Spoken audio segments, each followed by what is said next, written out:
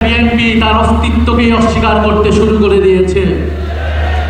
আমরা খুব স্পষ্টভাবে বলতে চাই, বাংলাদেশের প্রত্যেকটি প্রতিষ্ঠানকে নতুন করে যে বিএনপি দলীয়করণ করছে, এটা আওয়ামী লীগের পথেই বিএনপি বাংলাদেশকে এগিয়ে নিয়ে যাচ্ছে। বিএনপি যদি আওয়ামী লীগের পথে, পুরনো স্বৈরাচারের পথে এই দেশকে এগিয়ে নিয়ে যেতে চায়, তাহলে বাংলাদেশের জনগণ আবারও রুখে দাঁড়াবে, বাংলাদেশের তরুণ সমাজ আবারও রুখে দাঁড়াবে।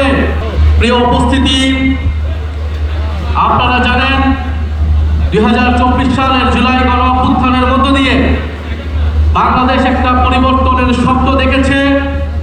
বাংলাদেশের মুক্তিকামী জনগণ প্রতিজ্ঞা নিয়েছিল, বাংলাদেশে নতুন করে কোনো স্বৈরতন্ত্র এই দেশে ফেরত আসতে দেওয়া হবে না।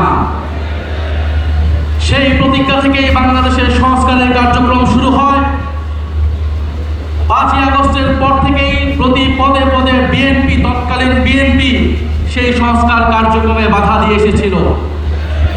একটা পর্যায়ে তারা বাধ্য হয়ে ঐক্যমত কমিশনে আসে, কিন্তু ঐক্যমত কমিশনে এসেও প্রত্যেকটা গুরুত্বপূর্ণ সংস্কারে তারা নোট অফ ডিসেন্ট, অর্থাৎ তাদের বাধা, তাদের অসম্মতি তারা জানিয়ে এসেছে। সবশেষে তারা গণভোটের জনগণের চাপে, সেই সময় রাজনৈতিক বাস্তবতার চাপে তারা গণভোটে রাজি হলেও আমরা দেখতে পেলাম যে নির্বাচনের পর তারা গণভোটকে অস্বীকার করা শুরু করেছে। যেই বিএনপির জন্ম হয়েছিল গণভোটের মাধ্যমে, সেই বিএনপি আজকে জুলাই গণঅভ্যুত্থান পরবর্তী গণভোটকে অস্বীকার করছে। ভারতপক্ষে বিএনপি তার অস্তিত্বকেই অস্বীকার করতে শুরু করে দিয়েছে।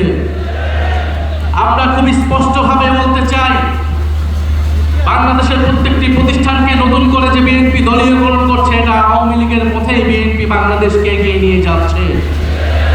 বিএনপি যদি আওয়ামী লীগের পথে, পুরনো স্বৈরাচারের পথে এই দেশকে এগিয়ে নিয়ে যেতে চায়, তাহলে বাংলাদেশের জনগণ আবারও রুখে দাঁড়াবে, বাংলাদেশের তরুণ সমাজ আবারও রুখে দাঁড়াবে, বাংলাদেশের জুলাই গণঅভ্যুত্থানে অংশগ্রহণকারী প্রত্যেকটি ছাত্র জনতা আবারও রাজপথে দাঁড়াতে বাধ্য হবে।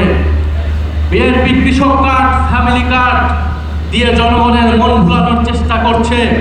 কৃষক কার্ড, ফ্যামিলি কার্ড দিতে দিতে বিএনপির তেল ফুরিয়ে গিয়েছে, জ্বালানি ফুরিয়ে গিয়েছে, অথচ মন্ত্রীরা সংসদে বলছে কোনো জ্বালানি সংকট নাই।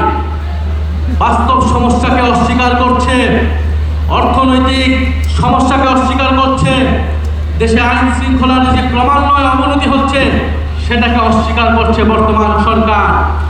আমরা সর্বাত্মকভাবে এই সরকারকে সহযোগিতা করতে প্রস্তুত ছিলাম, দেশের স্বার্থে, জনগণের স্বার্থে, কিন্তু বিএনপি সরকার সেই সকল সহযোগিতা নেওয়ার সকল দরজা বন্ধ করে দিচ্ছে।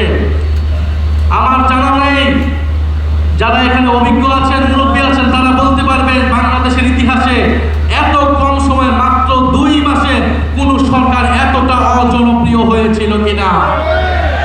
বিএনপি সেটা বাস্তবে প্রমাণ করে দিয়েছে। এই সরকার 2 মাসে যতটা অজনপ্রিয় হয়েছে, আমরা জানি না আগামী 6 মাসে তার পরিণতি কি হবে, তার অবস্থান কি হবে। আমরা দেশে কোনো অস্থিতিশীলতা চাই না।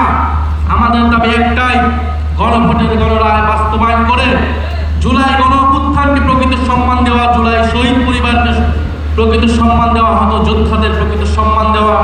আমরা সেটার জন্য রাজপথে আছি, সংসদে আছি, ইনশাআল্লাহ আমরা ঐক্যবদ্ধ